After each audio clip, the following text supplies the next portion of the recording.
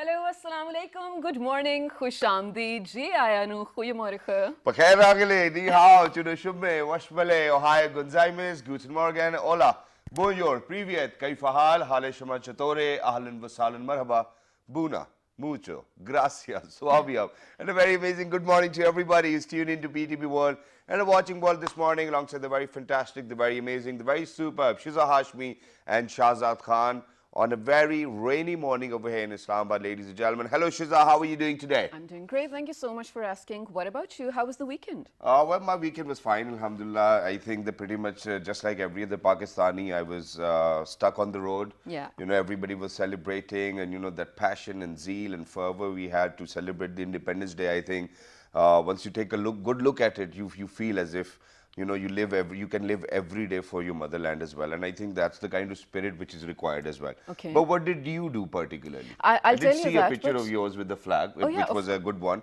Thank but what you. did you do?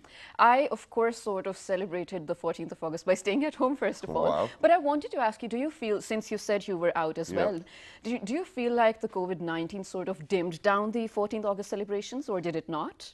Well, you know, I think I have a very different perspective on this one as well, and Okay. it's because of the fact that, you know, finally we actually had a day where nobody was thinking about COVID-19. Which is a good thing, Yeah, right? which was a very good thing as well, and it was very relaxing that for a certain period of time, we actually forgot that there's even COVID-19, which I think was wrong on our behalf. But then at the same time, ladies and gentlemen, I think it's very important for all of us to make sure that we take all necessary precautions. Absolutely. But not just that, ladies and gentlemen, we're not going to get over the Independence Day just like that. Because on such occasions, you know, there are a lot of people who get their contributions recognized. Yeah. And today, that's something which we want to talk about. Absolutely, we do that. But before that, I want to share something. So, a very interesting news with Go you, ahead. actually. So, a video was taken rounds on Twitter. So, there was like a huge robot. And so, the caption actually said Yeah. that this is the Emir of Bahrain, followed by his robot bodyguard entering into Dubai. So, for the first time when I looked at it, I was like, okay, this is amazing. And imagine the type of, defense we're going into, imagine the future of it. But then I read on it and it was false news. So, of course, the video was right, but it was not the Emir of Bahrain and his bodyguard. It was actually a video from a defense exhibition from last year in Dubai. Oh, yeah. So, the robot was real. It's called Titan, and it was one of, the prototypes of what may the future be, which was very exciting for me to watch.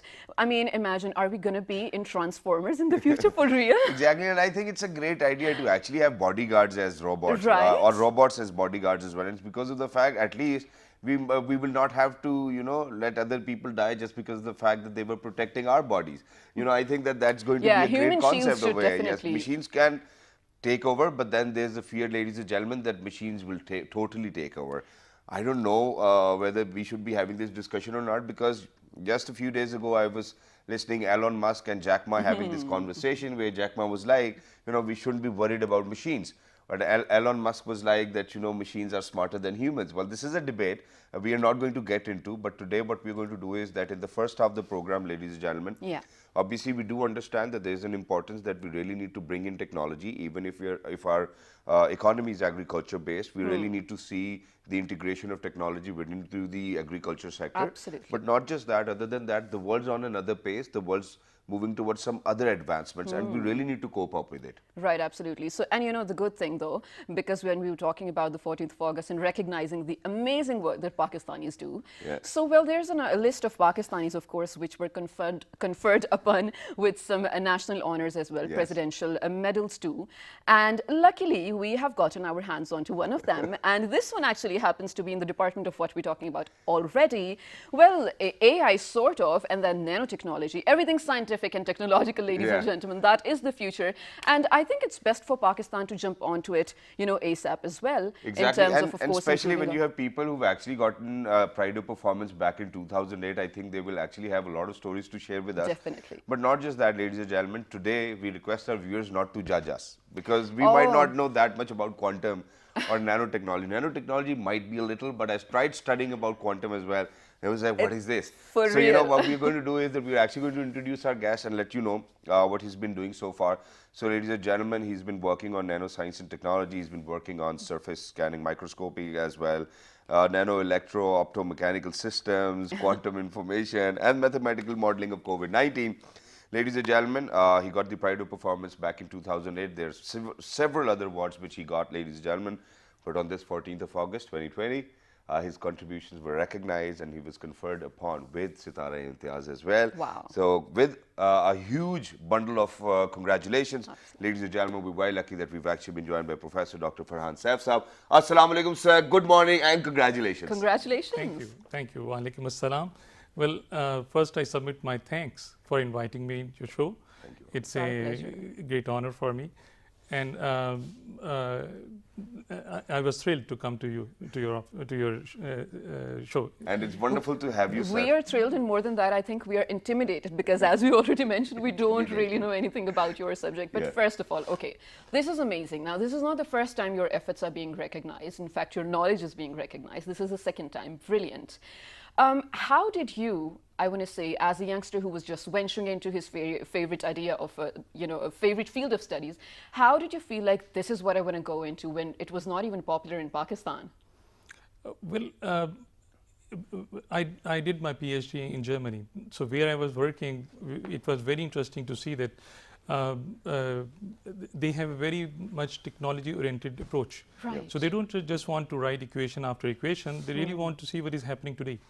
And that gave me a good thrill. That so all the things which are happening, very few of them are known in my country. Yes. So why not to bring those things to our students, to our experts, to our nation? Yeah. Because we require a lot to meet the challenges of the world. Absolutely. So that was the first thing which motivated me even to come to Pakistan. Exactly. So that's why I'm here. Wow. And it's wonderful as well that, for somebody, ladies and gentlemen, the country actually holds a position in their heart and they make sure that they come back and whatever they have learned, they give it back to the country. And I think it's wonderful. Yeah. But sir, to know that your contributions have been recognized on such a level, how do you feel? Well, I'm thankful to God, thankful to the prayers I always got from my friends, parents, and my students. They were always there as good sport. Alhamdulillah. Yeah, much. And it's wonderful. But because, ladies and gentlemen, we actually happen to be in conversation with Professor Saab, because if somebody would have asked me, I think I would have even cried that, finally I've got Sitara-i-Imtiaz.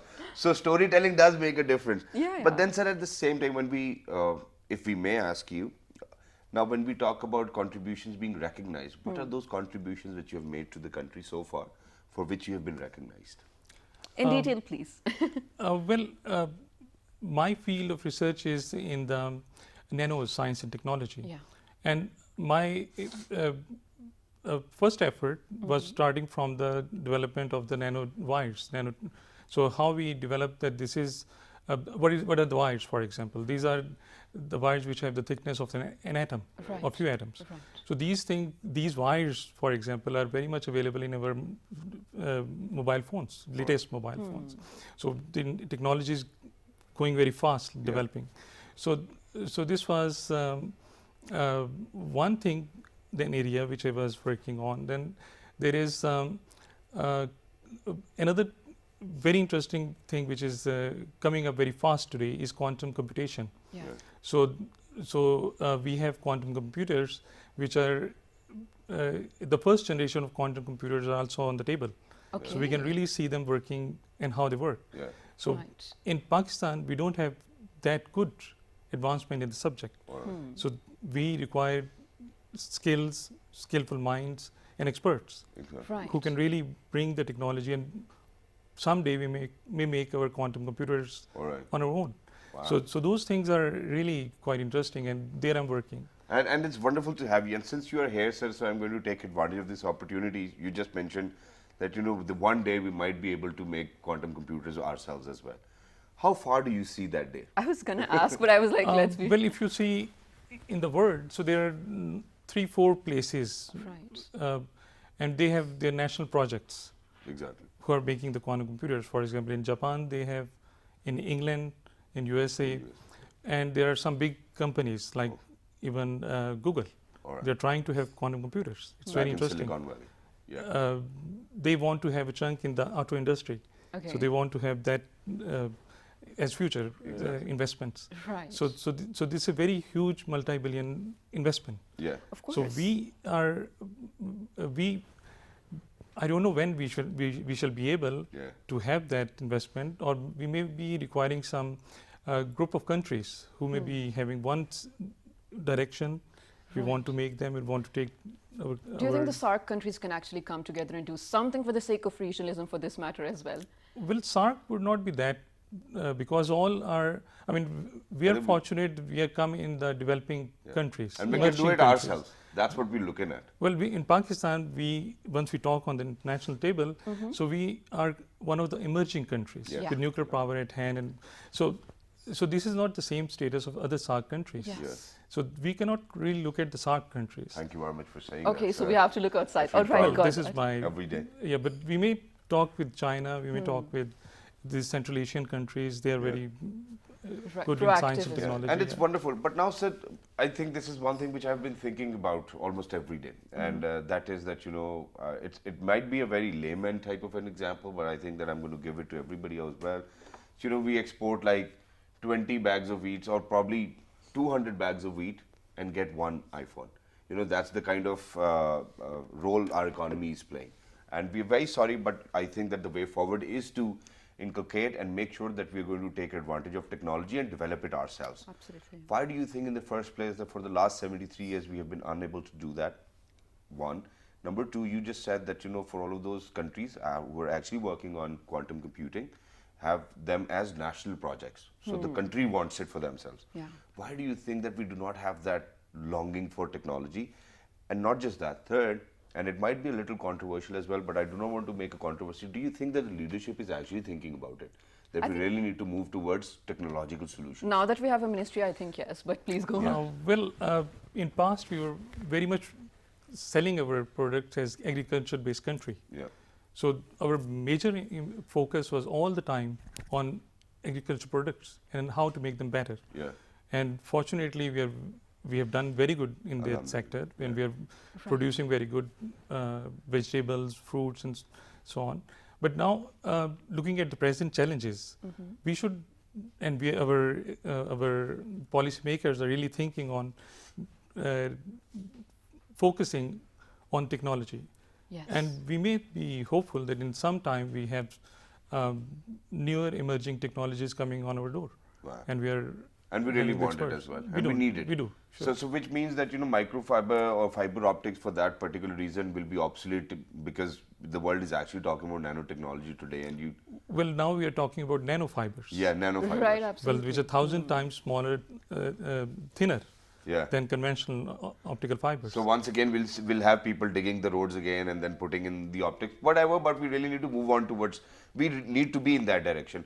But sir, very quickly for the understanding of all of our viewers, where do you think nanotechnology can be used, the application of nanotechnology in quantum computing, for the understanding of our viewers, so that we actually, because we're going to spread this message for everybody out there, so I think people will have a deeper understanding, they start talking about it, eventually things will come to our country as well. So make us understand the application of nanotechnology in quantum computing and how it will make our lives easier and the economy of the country better. Well, right, and to make it a little more specific, talk about how this can be incorporated. Like Shahzad mentioned, we are an agrarian society in agriculture, and then very importantly, water issues and sanitation probably, because it's a massive issue all over Pakistan, not only here. Well, I already gave an example. I gave an example of the mobile phone. Yes. So this is one thing which is all the time in our hands. Yes. Right. And we never feel, we never understand there is something which is very different going on. I mean, this is very different from our conventional understanding. Exactly. So of circuitry and how the things work down there. So this is one thing. And then in our, for example, we can introduce various different kind of coatings and so on, which are based on nanomaterials that can be useful. And looking at the quantum computers, we can have our new hardware, just like this hardware. We can have new hardware which are based only on, now let me use the word quantum mechanics, which is based on the quantum mechanical laws. Because underneath, once we talk about the nanoscale things, the laws of nature change. The laws of law of nature which we apply are different. So those are quantum mechanical laws. So in future, everything's going to get smaller. Miniaturization is everywhere. Yeah, of course. So it's even like in arts. And then don't you think we will actually need microscopes to look at everything as well? Because, because if you're going to talk about nanotechnology or, quantum computing, I see a computer just in my lens probably. Yeah, I mean, Something like that, right? Yeah. Is it? Okay, well, that's exciting. Well, there are things which may be coming in various different shape in front of us, absolutely. depending Probably. upon the And usage. somebody invading our privacy as well, because, if somebody's wearing a lens and it's a camera, okay. I mean, wow. and it won't be the first time though, so that's okay. And just to sort of understand how things change so fast. I mean, it was just in our lifetime, Shazad, when we were introduced to floppy disks, which were probably few MBs and something, and now we have, of course, TBs of hard drives as well. I remember using USBs probably. Floppy disk, I think, was My older, dad used older to than no, but my dad used to, No, so I was just I know kidding. how I it was looks just like. kidding. All right, Yeah. so one very important thing I want you to talk about and rather enlighten us. You've been a part of a mathematical modeling of COVID-19. You've been doing that. What does that mean? It's coming back. Well, this was a work which I started just as my own personal curiosity. Oh, right. So I was looking at this pandemic, and this pandemic is coming in from China to Iran, then it went to Europe, and fortunately our country was not affected by that time. So I studied based on the mathematical models, how the growth is happening, what is the ratio, when to enter, to stop it, what are the best models. Okay. So first I developed the mathematical models of countries like Iran, like Germany, Italy, USA, and China, Japan as well. So I provided some estimate. I provided the estimates to those countries as well, to my friends. And then I had some work done for Pakistan, and that I published in newspaper and submitted my research papers. Wow. So that was a very interesting personal curiosity. I'm sure it was. So I'm pretty sure, since you were so curious about it, I'm sure you're onto it as well right now. So, well, again, news, rumor has it that we might hit another wave as well, because since Muharram is coming, we can't really control public gatherings. What do you see, since you have all sorts of Well, graphs in of the this? countries where they had controlled it, Right. even in Japan, New Zealand, France, I was talking, in various different countries, they have the second wave. Yes. And the first thing they're reporting that as soon as they reduced the precautionary measures, Right. so it came back. Okay. So we but should is be the very pattern careful. same for all of the countries? Beg pardon? The pattern, is it the same? Is it the same? Pattern for all is almost the same. Okay. Because it's based on, human interaction, contacts, and so on. So But sir, whenever we talk about mathematical modeling, it's very hard to convince anybody who's actually modeled it with mathematics that there can be things which can be other way around as well. Because, it's numbers and figures, and that's how it is. And that's what people have witnessed as well. But for all of those people who are out there who are listening to us today, can the second wave be more lethal than the first wave? Can that happen as well? God forbid. well, it is all. What does your model say about it? You see, it would be very much how we handle it. Okay. Because modeling is basically connected to the handling of our own. All right. All right. So how we handle it. Okay. Because if you look at the country like Japan, they handle it in a very early stage. Yeah. So just they had the 100 cases and they started making all kind of precautions. All right. Compared so it to totally that, depends USA on how is- we handle it. when we enter, Okay. how much we educate our masses. So when does the second wave start? So that everybody who's out there can be actually a little cautious about it. Well, as maybe it is already there. It is already Oh, here. no, Yes. that's not a good news. All right, that's should be careful, but that's not a good news, ladies and gentlemen. So please make sure that you actually follow all of the standard operating procedures while we know that COVID actually exists as well. But thank you very much, Professor Saab, for Thank being you with so us. much. It was lovely to be in conversation with somebody who actually has been conferred upon with the Sitara-i-Imtiaz as well, pride of performance, working on quantum computing, nanotechnology, areas which we might not be experts in as well, ladies and gentlemen, but this is the way forward, as Professor Saab said it as well. So thank you very much and congratulations once again. Thank you for making yourself and entire Pakistan proud. Right, absolutely, and congratulations are while, in order for you as well. Pakistan is really proud of you, so congratulations to all Pakistanis who actually want to take pride in, sort of owning him as a Pakistani as well. So, ladies and gentlemen, this is definitely the future, and I'm really happy that we sort of started our show with something so inspirational, right? So I think we're going to take this on as well, but right now we're heading to a very short break. When you come back, we're talking about something something even more interesting. Well, yeah, We there's have a robots hint. dancing, ladies and gentlemen, over here in the studios. Let's Absolutely. see Stay tuned. what robots can do. Can robots replace humans? That's the kind of question we're going to ask in the next segment as well. Please stay tuned. We're not going anywhere, so you're not going anywhere as well. Right. We'll be right back. Good morning. Good morning.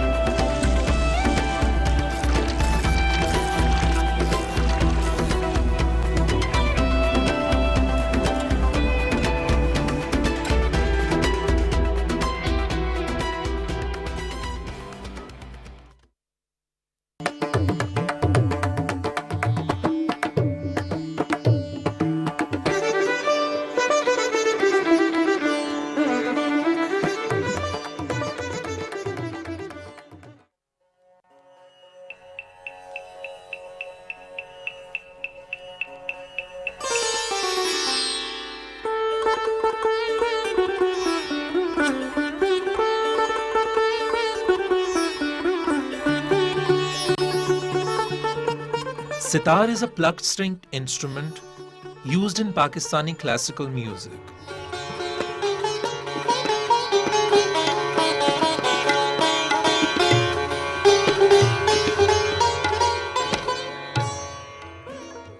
The instrument flourished under the Mughal Empire. Sitar is named after a Persian word, setar, meaning three strings.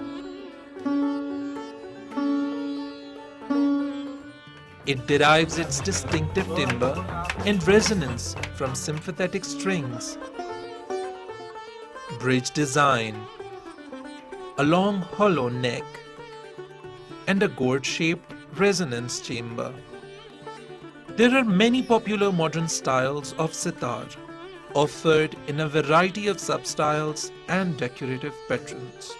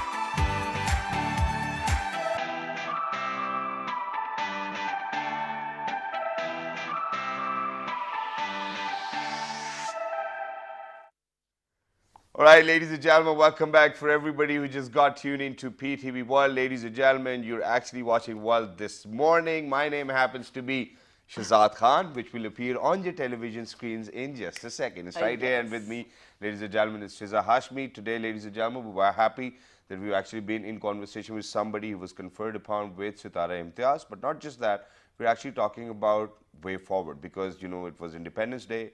Everybody was talking about the country. I think throughout the year, 365 days, I'm going to reiterate about nationalism as well, and then at the same time how to be patriotic, and then at the same time being productive as well. Absolutely. As you can see, we have some little friends over here. Yeah. So maybe this one's me, that one's Shiza. Yeah, and this will give away probably what we're talking about. One interesting fact, though, you know, Shahzad, how definitely we need to move forward in terms of technology as well. The entire world, not only Pakistan. And AI, artificial intelligence, is definitely the way forward. Yeah. A lot of people are sort of, I want to say, afraid or scared of the fact that their jobs will be absolutely obsolete because of AI sort of venturing into it. And maybe ours as well. We never know. But we will see what the future holds. We But really the good thing is... But we really do not want a robotic voice on television. For that, I'm sure right now, I don't know, after me, I'm not very sure about it. Imagine somebody doing a show. All right, ladies and gentlemen, we will be talking about this. Yeah, it but looks what cool if though. what if that's the new normal? People get used to it. But here's a fact. So when we talk about the impact of AI on the global GDP, it's expected to be around $15.7 trillion. And if Pakistan can actually get hands on just 1% of that, it's $157 billion, Shahzad. Wow. Imagine, I really hope, I mean, we get onto the track in time, though. Yes, Well, and that's we are the getting future on we're track, talking ladies and about. gentlemen, because right now what we are going to do is that, you know, our very amazing guest who's over here in the studio is actually going to tell us how artificial intelligence and robotics can actually be inculcated and be a part of our curriculums back in schools and universities as well, so that children can definitely think about doing something out of the box. Now, bringing the cat out of the box, ladies and gentlemen, we're very lucky that we've actually been joined by the Chief Executive Officer of the Robotmia Pakistan, Mr. Syed Burhan Ali Saab. Hello, assalamu alaikum, good morning. Thank you very much. Walaikum assalam. Thank you very much for inviting me in this show. And I've got a message. I have got the message for the whole nation. Sir. Since you know we have just celebrated our 74th Independence Day. Yes. Let's work together to make Pakistan one of the greatest nation in the world. Let's work together to make Pakistan as one of the greatest and the most innovative nation in the world. And it is the technology. I mean, through technology we can do a lot. Since the world is already in fourth industrial revolution, now we need to see what are the opportunities that we have and how we can tap those opportunities. So Since you just mentioned about the fourth industrial revolution, so I'm going to ask about it as well. What is the fourth industrial revolution? Fourth industrial revolution, first of all, it's really important that we need to understand that the world is already in fourth industrial revolution, which is all cyber physical system, where it is robotics, artificial intelligence, Internet of Things, machine learning, predictive industries will take over. And I would say it is the artificial intelligence that will take over the technologies. All right. So are we trying to say that, you know, that nobody would be wrong in near future? Are we saying that? But what does that mean? For example, you know, if you're going to use all of these machines and computers, so that means that we're actually reducing the error or actually reducing the wrong kind of decision taking as well, because there will be predictive sciences as well. And if we're going to work on those models, that means that nobody's going to be going to make a wrong decision. Is that what we're talking about? But on the contrary, what I feel like, because to err is human, and humans are the one who are going to program these machines as well. So definitely there's going to be a probability. But they're going to program them correctly, no?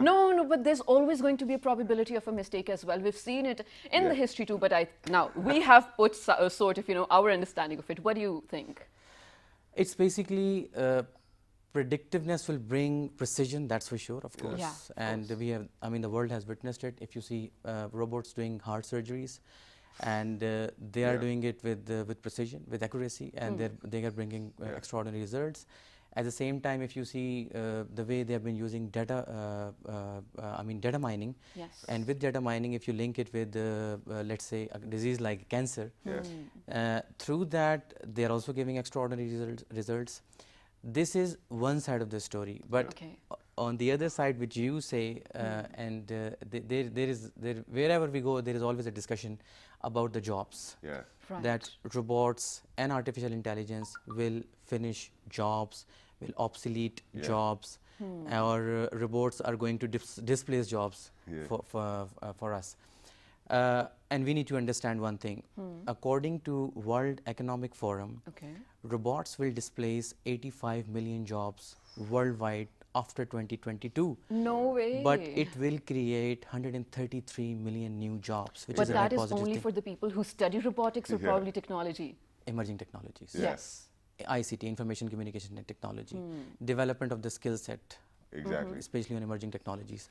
And you know, these are the gaps that we have.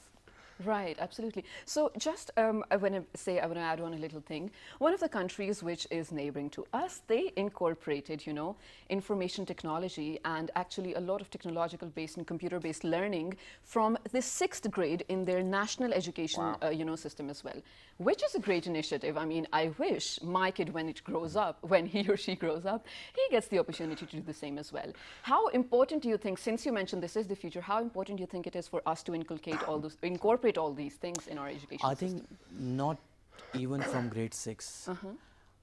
What we want that we need to incorporate technology right from playgroup. Right. The idea is, you know, it's basically the mindset. What is the time to develop that mindset? Now, the best use of creativity, rather I would say the best use of imagination is to develop creativity among students. And the worst use of imagination is to put them in depression, tension. Okay. And the current educational system that we have, not only in Pakistan, but in most of the countries, I mean, this rote learning methodology actually puts students in a state where they have negative things, not positive things. One is the rote learning, the other thing is creativity. Yeah. And through technology, we can definitely redefine our educational system. Absolutely. Through technology, we can simply, I mean, you know, I can simply say this traditional educational system, we simply put students simply in a situation where they're like bored to death, Yeah. not That's getting true. anything, Exactly. memorization. But through technology, you can bring the element of fun, entertainment. At the same Creativity. time, you know, it can develop the skill set as well. Exactly, and it's very Right. important as well. And ladies and gentlemen, in future it will happen. People will actually have chips. You know, they will get a chip implant and they will know everything about this world. Probably, you know, that can happen. Yeah, because if a USB can carry so much of data, why cannot a chip and a brain carry a lot of data, and which they remember most of the time? Which is right. But very quickly, since we were mentioning about, you know, technologies being used even in medical treatment, so I was one of those people, ladies and gentlemen, who've actually been operated by a robot because I got a keyhole surgery done. I had to go to England for that as well, and it works just superb. And even at that time, I wasn't really sure whether I should trust my doctor or I should trust that robot, but I trusted that robot, and it turned out to be great as well, because we were talking about precision. When we talk about human, obviously there is human error, ladies and gentlemen, but you know, the direction needs to be where the kids really need to study the circuits or probably whatever goes into making a robot, so that in near future we can make our own drones as well, which we are probably one of the universities, and there are other departments which are working on it. But rather than, you know, kind of importing technology, we should more focus on exporting technology. But very quickly, since we're very short on time, we need to know what are these robots capable of, Yeah. why have you made them, and what can they do, and how they can be a part of our life. Go ahead, one Let's by start one. from that one. First of all, these these are the projects. I mean, the If projects you that want to take a moment as well. No problem, it's totally all right. Somebody probably just saw him on television, ladies and gentlemen. Yes. So I'm really sorry for this. problem. We have these projects. I mean, one is it's basically a high pass robot, and then we have a robot which is basically an avoider robot. We use this to teach science and math in our schools. Okay, interesting. So the idea is to integrate this. So the students, they would be able to understand the mechanical structure of basically of a robot on the beginning or the initial stage, and then they would be able to understand the use of DC motors or servo motors. At the same time, they would be able to understand how they have to use the circuits, and then we link it with, for example, science. Okay. Now, if a student, he or she wants to understand velocity, so instead of just memorizing the definition of it, they need to understand it physically, and they need to see it through kinesthetic learning methodology, so they would be able to understand the practicality of it, the application part of it. Right. And then after developing this, you know, we normally take them to the next level, where we teach them coding, programming skills. And then we normally, our 9th, 10th graders, they normally learn different coding techniques, programming techniques, but everything with application based. Yeah. Which is brilliant. and then gradually we take them towards different platforms like humanoids. Just if we can have a moment over here, ladies and gentlemen, so, talking about where, they're actually trying to educate children, so that's the most basic model as well, where they've actually used logos as well, right? That's it, it's a very famous block company, if I'm mentioning the name right as well. And every kid almost, even in their childhood, actually plays with that kind of blocks too as well. So to make them understand it better, they start from the very basic and then now coming on towards a little advanced version. Don't you wish, Shazad, when we were studying physics, to be honest, for a person like me, it was really boring because I couldn't understand, like you said. It was all theory. And I was done memorizing the book, but it was like really boring. If I had something like that in front of me, I'd better understand it. Studying anything was always boring for me. So it's all right. Particularly physics. But I'm thankful that I did study, yes. Go ahead, sir. And then, after getting this, let's suppose to understand the mechanical structure, the psychomotor skills, coding, programming skills, and then we take them towards the real humanoids, where they need to understand the simulation part of it, they need to learn the programming part of it, and then the balancing of the body, 2-axial, 3-axial, which is the part of our predictive industries. Okay. The idea is to take them towards the robotics industries, the advanced part of it. So that's how, we actually, we have a complete vertical stream, right from the educational, schooling landscape from playgroup, and then we take them, we take the whole program till universities. Yep. So, and then we actually bundle this program with, in universities we set up Center of Excellences. Wow. And from those Center of Excellences, the idea is to develop innovators, entrepreneurs, technology Then leaders. do we have incubation centers which support them as well? Wow. Yes. So currently, we, as Robot Mia, we are going to set up the first innovation centers. First, Center of Excellences and universities, where the idea is to develop the skill set pertaining to fourth industrial revolution, mainly robotics and AI, and then predictive industries. Right. And then we link it with our international incubation centers. We have next-gen partners in USA, and then we have Hertfordshire in UK. So then the idea is to connect these young innovators to those different international corners. And then eventually whatever idea they have, they will make sure that, it's a product out there which the world can utilize for their own benefit. Wonderful. Now, what is this robot capable of? We need to see that. Because we are only left with 5 minutes. We want to show the world what Pakistan is doing in the field of robotics, ladies and gentlemen. Yes, brace yourself. This is so interesting. And we're very lucky that we've actually been joined with Syed Burhan Ali Saab, who actually happens to be the Chief Executive Officer of Robot Mia Pakistan as well. So, yes. So this is one of those robots which you can actually have over our friend's Mehndi, probably. Well, let's see, yes. And it can probably dance. Yeah. And let me show you how it works. This is humanoid. Okay. We're pressing the wrong button. Sorry. Oh, yeah. Okay. And humans having this longing that they want to make everything which looks like humans as well. I think that is how the mind works too. Go ahead, sir. Okay, so this is one of those personal robots which you're actually going to have.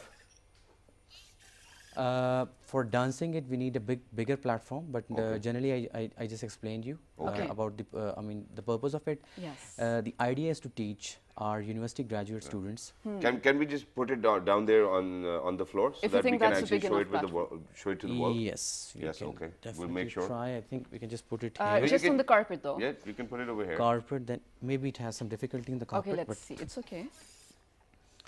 Yeah.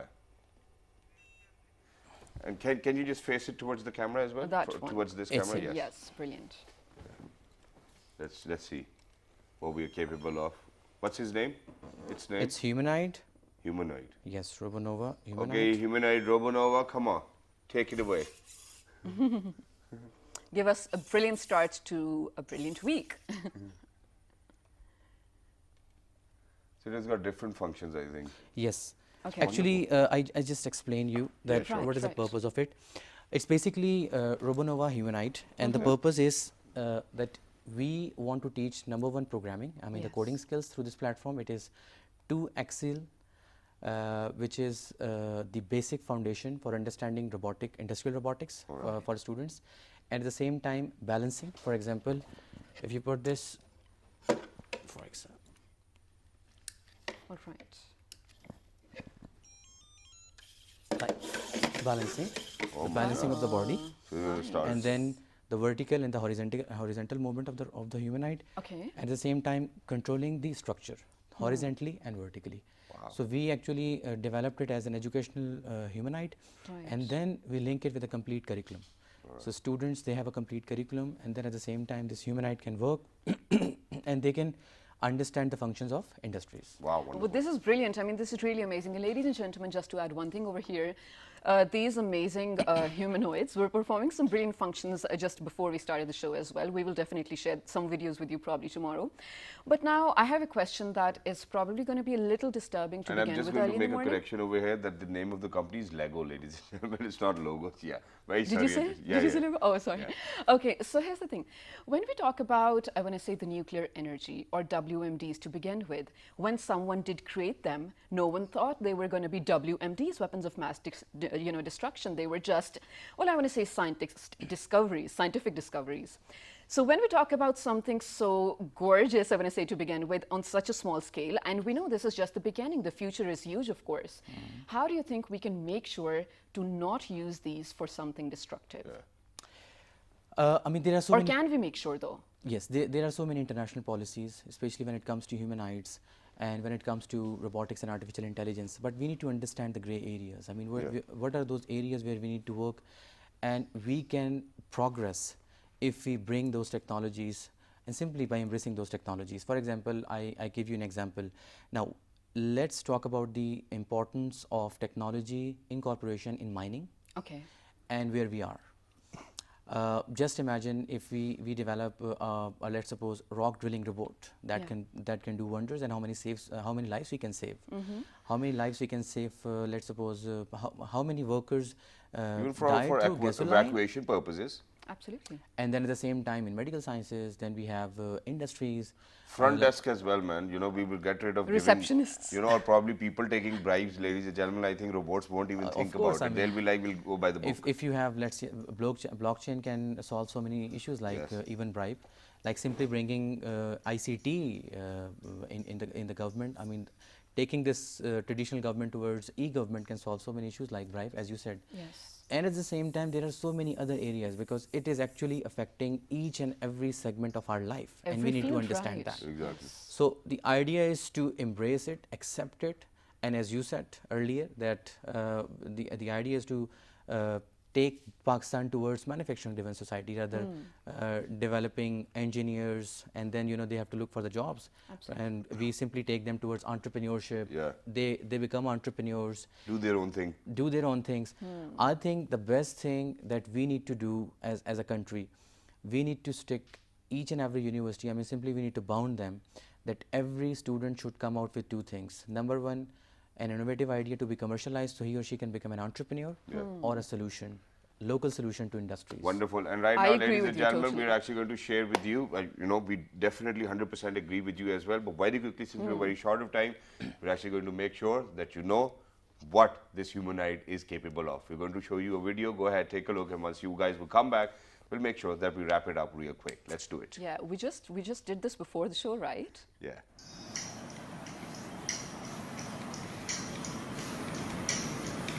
Education platform.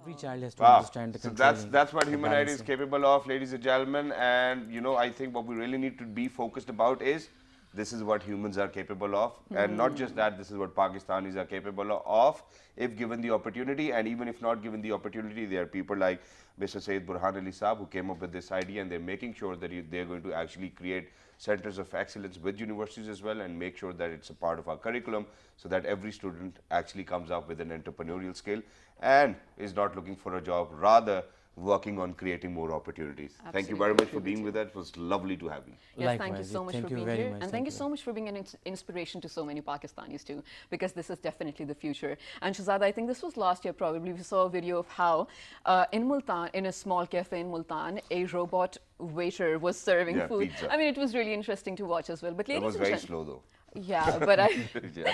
the first step, ladies and gentlemen, we have to be patient with this as well. But if you have any similar stories, if you know of someone who's doing amazing work for Pakistan, especially if in the field of, well, AI, do write to us to let us know about. And for your feedback as well, you can tune into our Facebook page with the name of World This Morning. on Twitter, World This Morning without a G. on YouTube. On YouTube, ladies and gentlemen, you'll actually have to look for PTV World and then the most viewed show, which is World This Morning. And the repeat of this one you can catch at 5 past midnight. Please make sure to look after yourselves. And ladies and gentlemen, this is the way forward. Every day is Independence Day for us. Yes. And we really need to make sure that we contribute towards the benefit or the economy of the country, and not just the economy, just otherwise. I think what we really need to do is contribute towards the country as Yes. much as we can, because it has given us quite a lot. We love our motherland. Absolutely. Pakistan. Zindabad. Good.